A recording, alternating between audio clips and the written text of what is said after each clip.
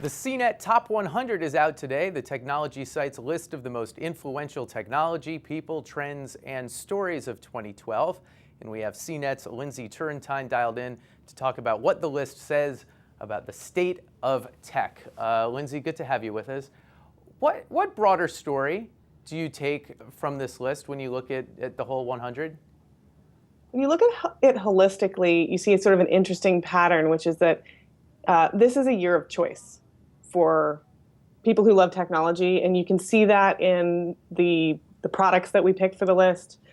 This is the first time that we have rated an Android device higher than an iOS device. And then we also see some major stories about the battle between a number of major manufacturers. It feels like for the last few years, Apple has dominated, and then this is starting to sort of change, and the landscape is flattening out. So Samsung, Apple, your #1 story of the year. And then Windows 8 is your #2 story of the year. This is kind of like Time's Person of the Year. Sometimes it's a bad person. They say, no, it's not because it's good. It's only because it's significant. So is Windows 8 ranked second because it's good or just because it's a big story?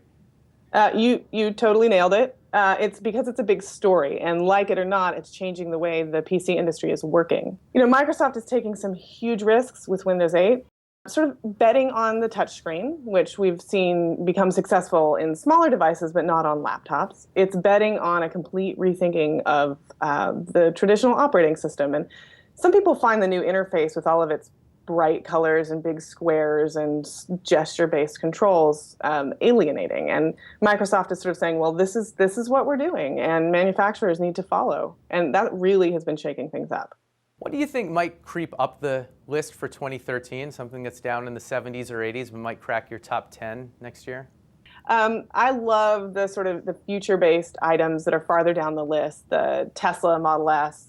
I think that this is a time when people's imaginations are really active. We've seen how quickly technology can accelerate and change our lives, and I think that now is the time for other technologies besides just handheld devices to start to creep up the list.